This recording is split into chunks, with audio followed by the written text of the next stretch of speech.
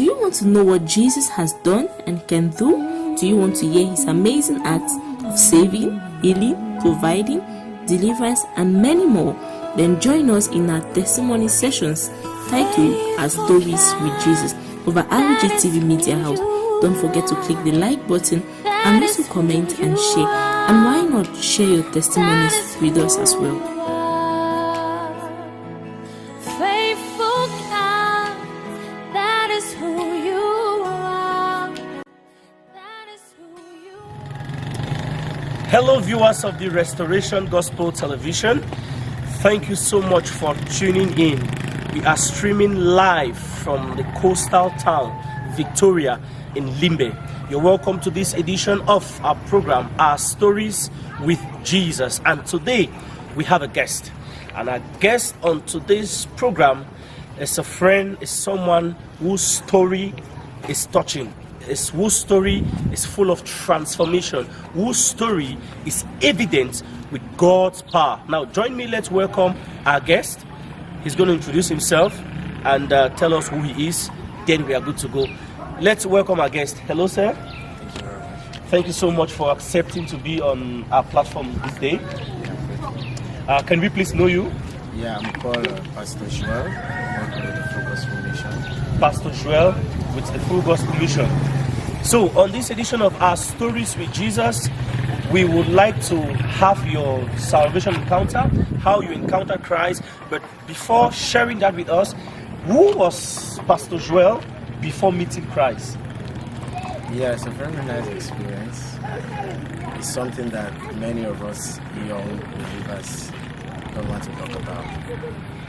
But for me, I feel a whole joy and transformation way to like express it, because it's something that really impacted me a lot, and it was a testimony for everybody. As a young man when I was, I'm very full of myself.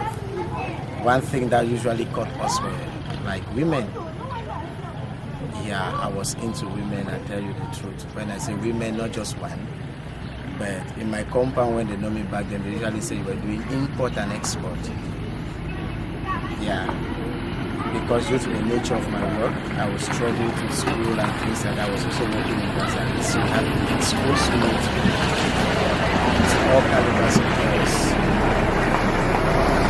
So I things like that, it really had to be a very long way. But I was not into alcohol, that I smoke. But if you put a trap that way, I bet you will get me. And you were not even going to church, or were you going to church? Yeah, I grew up in a family that we do fear God. Like my mother was the intercessor leader. Okay. Intercessor leader of the church? Church. Okay. Yeah, so we grew up in that milieu. And with my auntie was, the husband was the pastor of Deeper Life. So I had God in mind.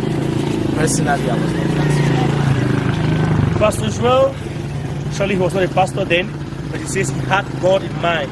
Son to an intercessor. A powerful ministry, yet having God in mind mentally, but not in the heart. So, how did the transformation occur? How then did you encounter Jesus Christ? Yeah, that was in my secondary school days. Okay. The fact that I was going to church, but I was not a born again believer. So during that my secondary school days, I had an issue in the house because I started living alone at the age of 11 because of school. Okay.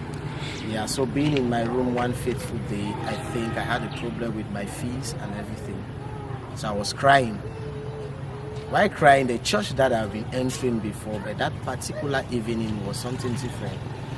Because as I left my house, I was like heartbroken and I had nothing to do. So the only option was like to join a gang, let's go and steal. Okay. For me to take care of my bills. So when I was going to church that day, they sang this song of Peke Melanie. It's a